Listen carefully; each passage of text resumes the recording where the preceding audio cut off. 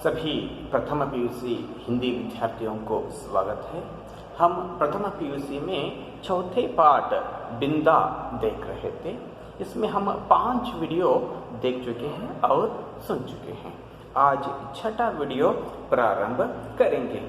5वें वीडियो में चाची के यानी कि पंडिताइन चाची के न्याय विधान में न क्षमा का स्थान था न अपील का अधिकार, यहाँ तक हो चुका था। अब आगे देखिए। फिर कुछ दिनों तक लेखिका यहाँ पर अपने इस रेखा चित्र में किनके बारे में लिख रही है? बिंदा के बारे में लिखती आ रही है। फिर कुछ दिनों तक मैंने बिंदा को घर आंगन में काम करते नहीं देखा। पहले रोज क्या करती थी महादेवी वर्मा? बिंदा को काम करते हुए देखती थी, लेकिन जब उसके पैर पर खौलते दूध गिरने के बाद तब से लेखिका महादेवी वर्मा बिंदा को नहीं देखती है। उसके घर जाने से माँ ने मुझे रोक दिया था। और क्या होता है? महादेवी वर्मा जी को उनकी माँ किनके घर जाने से रोक दिया था? बिंदा के घर जाने से रोक दिया था। पर वे प्रायः कुछ अंगूर और सेब लेकर वहां हो आती थी। लेकिन महादेवी वर्मा जी की जो माँ कुछ अंगूर और सेब लेकर किनके घर हो आती थी? बिंदा के घर हो आती थी। हो आना, जाकर आना, देख लीजिए यहाँ पर। लेकिन महादेवी वर्मा को जाने के लिए मना की थी उसकी माँ। बहुत खुशामद करने पर रुकिया ने बताया कि उस घर में महारानी आई है। देख लीजिए यहाँ पर महादेवी वर्मा बिंदा के बारे में कुछ न कुछ जानना चाहती थी, इसलिए महादेवी वर्मा रुकिया से कुछ पूछना चाहती थी। यह रुकिया कौन है? रुकिया महादेवी वर्मा जी के घर में काम करने वाली एक नौकरानी है। उसे हम कहारिन कहते हैं हिंदी में। कहारिन इनके घर में महादेवी वर्मा जी के घर में काम करने वाली जो स्त्री है उसका नाम है रुकिया। बहुत खुशामद करने पर रुकिया ने बताया। खुशामद करने पर, खुशामद करना इसका अर्थ है दूसरों को प्रसन्न करने के लिए की जाने वाली प्रशंसा, यानी कि चापलूसी करना। इस तरह यहाँ महादेवी वर्मा किसकी चापलूसी करती है? चापलूसी करना यानी कि प्रशंसा करती है रुकिया की। तब रुकिया बताती है कि उस घर में महारानी आई है। किस घर में? बिंदा के घर में महारानी आई है। इस तरह कुछ बात बताती है। क्या वे मुझसे नहीं मिल सकती? पूछने पर महादेवी वर्मा रुकिया से पूछती है, क्या वह मुझसे नहीं मिल सकती? इस तरह पूछने पर वह मुंह में कपड़ा ठूंस कर हंसी रोकने लगी। रुकिया क्या करने लगी? अपने मुंह में कपड़े ठूंस कर, कपड़े को अपने मुंह में रख कर अपने हंसी को रोकने लगी। इसका अर्थ है वह जोर जोर से हंसने लगी। कौन जोर जोर से हंसने लगी? रुकिया हंसने लगी। किनके बातों को सुनकर? महादेवी वर्मा जी की बातों को सुनकर। महादेवी वर्मा एक छोटी बच्ची थी, उसको कुछ समझ में नहीं आता था। उस संदर्भ में हुई घटना है ये सारे बात। देखिए, जब मेरे मन का कोई समाधान न हो सका तब मैं एक दिन दोपहर को सबकी आंख बचाकर बिंदा के घर पहुंची। देख लीजिए, महादेवी वर्मा को अपने मन को कुछ समाधान नहीं हुआ। मुझे बिंदा क्यों नहीं दिखाई दे रही है, यह प्रश्न बार बार इनके मन में। लेकिन इनकी खुद की माँ महादेवी वर्मा की जो माँ तो बिंदा के घर जाकर आती थी, लेकिन बिंदा को यह बहुत दिनों से न देखी थी। तो एक दिन दोपहर के समय क्या होता है, सबकी आंख बचाकर बिंदा के घर पहुंची। कौन पहुंचती है? महादेवी वर्मा किनके घर पहुंचती है? बिंदा के घर को पहुंचती है। पहुंचना यानी कि जाती है। नीचे के सुनसान खंड में, नीचे के सुनसान खंड में, सुनसान खंड यानी कि जहां कोई न रहता हो, उस जो भाग को सुनसान बोलते हैं, उस जगह पर सुनसान खंड यानी कि सुनसान भाग में जहां कोई न रहता हो, उस जो जगह पर बिंदा अकेली एक खाट पर पड़ी थी। देख लीजिए यहाँ पर कौन अकेली पड़ी थी? बिंदा एक खाट के ऊपर सोई थी। आंखें गड्ढे में धस गई थी। बिंदा की जो आंखें गड्ढे में धस गई थी। अंदर गड्ढे में धसना यानी कि अंदर चले जाना। देख लीजिए, शायद हमारे भी जब हम बीमार पड़ते हैं तो हमारी आंखें गड्ढे में धस जाते हैं। उसी तरह बिंदा की जो आंखें भी गड्ढे में धस गई थी। मुख दानों से भरकर न जाने कैसा हो गया था। उनका जो मुख, किनका मुख? बिंदा की जो मुख दानों से भरकर, दाने यानी कि पिंपल्स, उसमें भरकर न जाने कैसा हो गया था, यानी कि उसका जो चेहरा बिगड़ गया था, इस अर्थ में।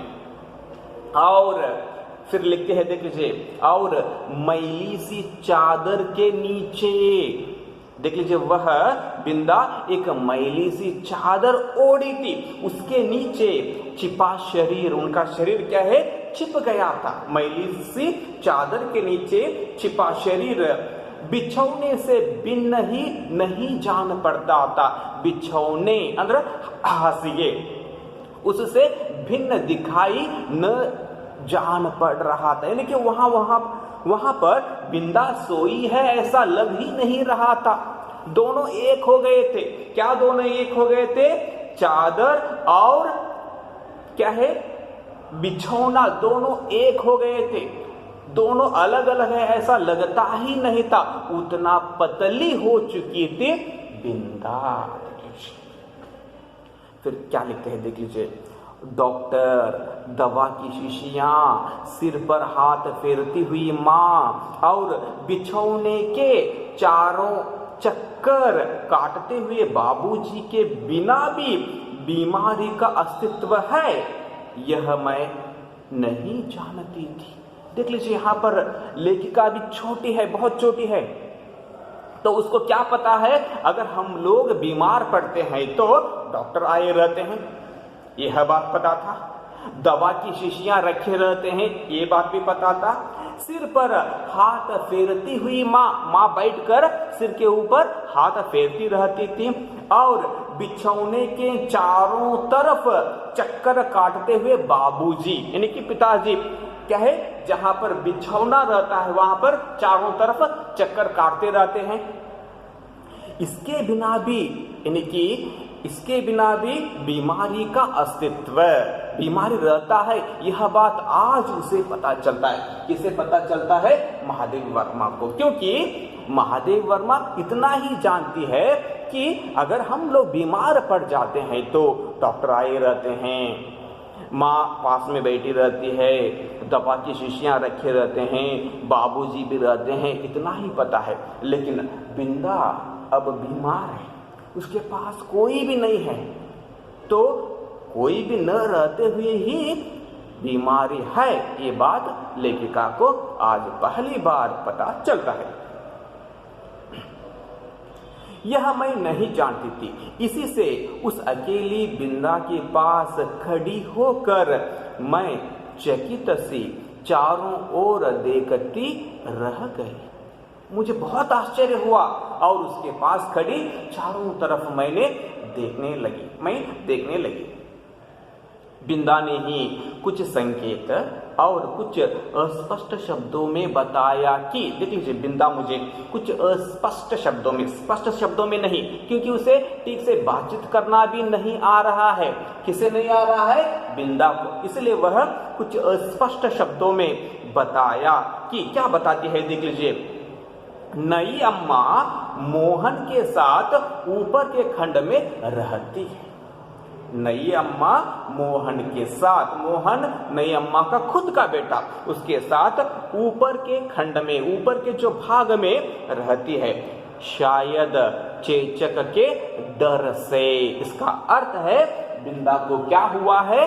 चेचक। चेचक यानी कि स्मॉल पॉक्स ಅಂತ ನಾವು ಹೇಳ್ತೀವಿ, ಅದನ್ನು ಹಿಂದಿ ಒಳಗ शीतला नामक एक रोग बोलते हैं। देख लीजिए, सवेरे शाम बरौनी आकर उसका काम कर जाती है। बरौनी यानी कि नौकरानी। बरौनी शब्द का क्या है? नौकरानी आकर उसका काम, किसका काम? पंडिताई चाची का जो काम कर कर चली जाती है। इस तरह बिंदा महादेव वर्मा जी को बताते हैं। फिर तो बिंदा को देखना संभव न हो सका। देख लीजिए, यहाँ पर यह आखिरी बार था। महादेव वर्मा किसको आखिरी बार देखती है? बिंदा को। इसके बाद बिंदा को देखना ही संभव न हो सका, क्योंकि मेरे इस आज्ञा उल्लंघन से मां बहुत चिंतित हो उठी थी। मेरी आज्ञा उल्लंघन से, देख लीजिए यहाँ पर, मेरे इस आज्ञा उल्लंघन से। आज्ञा उल्लंघन कौन कर चुकी थी? महादेव वर्मा। किसकी आज्ञा का उल्लंघन की थी? अपनी माँ का। महादेव वर्मा जी की माँ महादेव वर्मा को आज्ञा दी थी। क्या आज्ञा दी थी? बिंदा के घर न जाने का आज्ञा की थी। फिर भी महादेव वर्मा उनके घर गई थी। इसलिए अब माँ बहुत चिंतित हो चुकी थी और महादेव वर्मा को और एक बार बता चुकी थी कि उनके घर मत जाओ, न इस तरह बताई। फिर आगे देख लीजिए।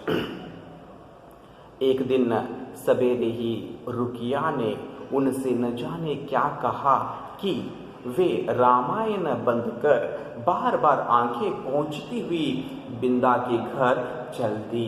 देख लीजिए, जब मेरी माँ एक दिन सुबह सुबह रामायण पढ़ते हुए बैठी थी, तो उस वक्त सवेरे सवेरे रुकिया ने आकर मेरी माँ को न जाने क्या कहा, ये तो मुझे पता नहीं, लेकिन मेरी माँ क्या की? रामायण बंद करते हैं और आंखें पोंछती हुई बिंदा के घर चलती, बिंदा के घर चली गई।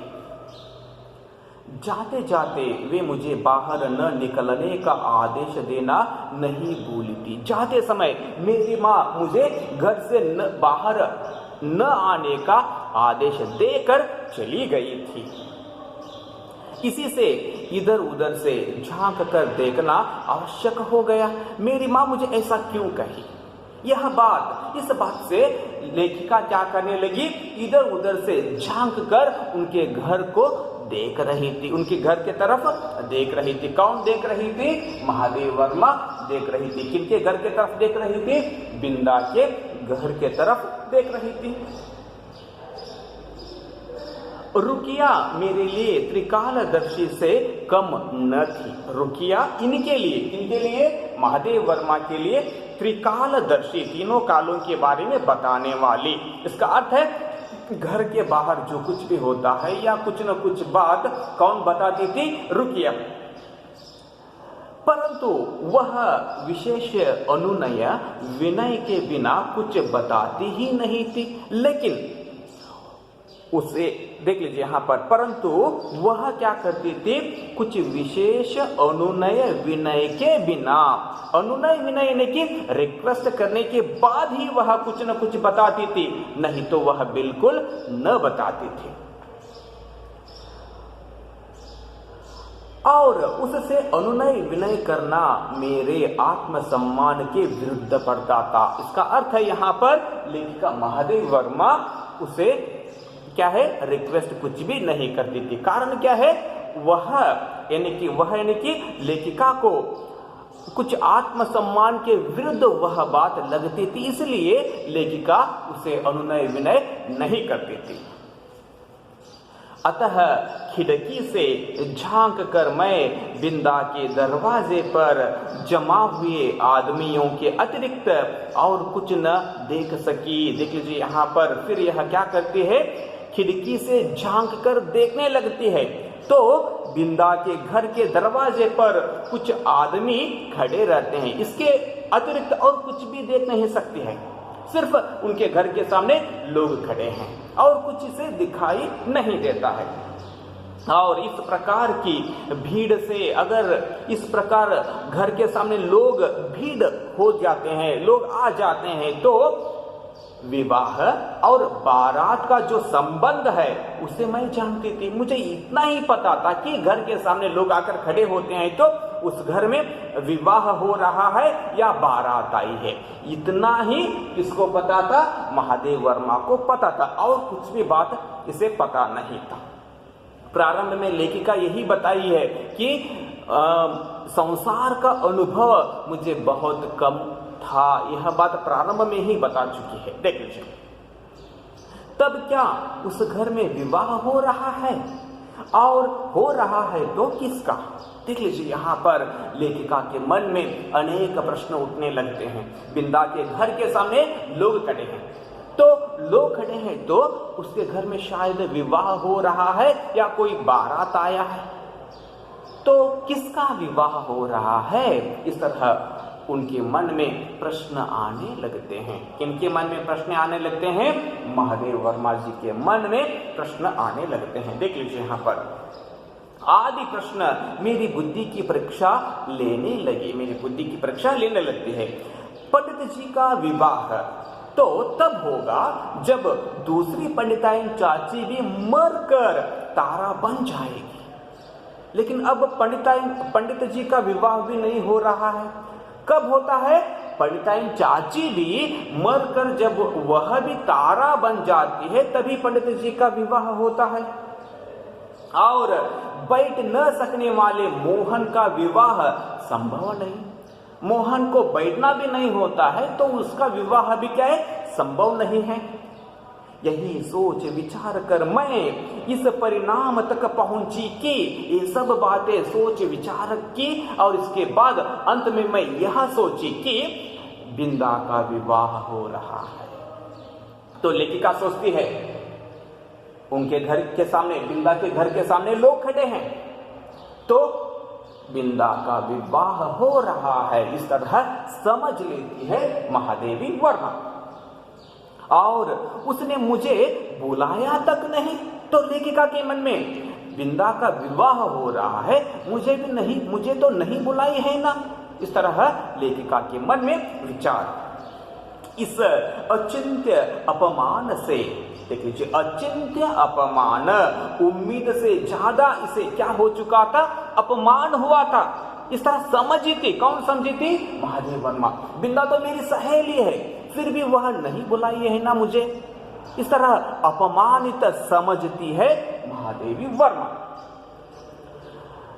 इस अचिंत्य अपमान से आहत यानी कि दुखित मेरा मन सब गुड़ियों को साक्षी बनाकर, तब मेरा मन क्या करने लगा? सब गुड़ियों यानी कि गोंबेगढ़ साक्षी आगी। देख लीजिए, यहाँ पर साक्षी बनाकर बिंदा को किसी भी शुभ कार्य में न बुलाने की प्रतिज्ञा करने लगा। देख लीजिए, इसका मन क्या प्रतिज्ञा करने लगा? सब गुड़ियों को साक्षी बनाकर अब से मेरे घर में कोई भी शुभ कार्य हो तो मैं किसे नहीं बुलाऊंगी? बिंदा को। इस तरह एक प्रतिज्ञा इनका मन करने लगा। क्यों करने लगा? आज बिंदा का विवाह हो रहा है, वह मुझे बुलाया तक नहीं। तो इस तरह सोचती है, सोचकर अंत में यह निर्णय लेती है, यह प्रतिज्ञा करती है कि मैं भी, मेरे घर में कोई भी शुभ कार्य हो तब मैं किसे नहीं बुलाऊंगी? बिंदा को नहीं बुलाऊंगी। इस तरह वह प्रतिज्ञा करने लगी। देख लीजिए, कौन करने लगी? महादेवी वर्मा। कई दिन तक बिंदा के घर झांक कर जब मैंने माँ से उसके ससुराल से लौटने के संबंध में प्रश्न किया, अंत में लेखिका क्या करती है? उसे देखती है, बिंदा बहुत दिन से इसे दिखाई नहीं देती है। देख लीजिए, कई दिन तक बिंदा के घर झांक कर जब मैंने झांक कर देखते हैं तो बिंदा दिखाई नहीं देती है। तो वह अपनी माँ से प्रश्न करती है कि ससुराल से लौटने के संबंध में, बिंदा ससुराल से अभी लौटी नहीं, इस तरह प्रश्न भी करती है। तब पता चला कि, तब लेखिका महादेव वर्मा जी को पता चलता है। क्या पता चलता है? देख लीजिए कि वह तो अपनी आकाशवासिनी अम्मा के पास चली गई। यहाँ पर बात यह थी, लेकिन महादेव वर्मा क्या समझी थी? बिंदा का विवाह हो चुका है, वह अपने पति के घर गई है, इस तरह समझी थी महादेव वर्मा। लेकिन बात क्या थी? बिंदा मर चुकी थी, वह भी अपनी आकाशवासिनी अम्मा के पास चली गई है। उस दिन से मैं प्रायः चमकीले तारे के आसपास फैले छोटे तारों में बिंदा को ढूंढती रहती। देख लीजिए, उस दिन से मैं भी क्या करने लगी? उसकी माँ यानी चमकीले तारे के पास एक छोटी सी चमकीले तारे को ढूंढती रही, शायद वह बिंदा होगी। पर इतनी दूर से पहचानना क्या संभव था? देख लीजिए, इस तरह लेखिका अपने आप एक प्रश्न करते हैं। देख लीजिए, तब से उस जो घटना से, देख लीजिए, तब से कितना समय बीत चुका है, इतना कुछ समय बीत चुका है। देख लीजिए, यह एक रेखा चित्र है, संस्मरणात्मक शैली में है। संस्मरणात्मक शैली यानी कि याद करते हुए लेखिका लिख रही है। किसको याद करते हुए लेखिका लिख रही है? बिंदा को याद करते हुए इस रेखा चित्र को लिख रही है। तब से कितना समय बीत चुका है, पर बिंदा और उसकी नई अम्मा की कहानी शेष नहीं हुई। आज तक, अब तक बिंदा और उसकी नई अम्मा की कहानी, उस तरह की जो कहानियां आज भी समाप्त नहीं हुए हैं इस जो समाज में, इस जो देश में। आज भी इस तरह की जो कहानियां इस समाज में हमें देखने को मिल रहे हैं। देखिए, कभी हो सकेगी या नहीं, इस तरह की जो कहानियां समाप्त होती हैं या नहीं, इसे कौन बता सकता है? इस समाज में इस तरह की जो कहानियां कब खत्म होते हैं, ये बात कौन बता सकता है? इस तरह अंत में लेखिका एक प्रश्न करते हुए इस रेखा चित्र को समाप्त करती है। देख लीजिए, यहाँ पर इस पूरे पुस्तक में बिंदा बहुत ही अच्छा पाठ है। इस पूरे पाठ को आप सभी लोगों को और एक बार ठीक तरह से पढ़ना है। ओके, यहाँ तक यह पाठ समाप्त हुआ। धन्यवाद।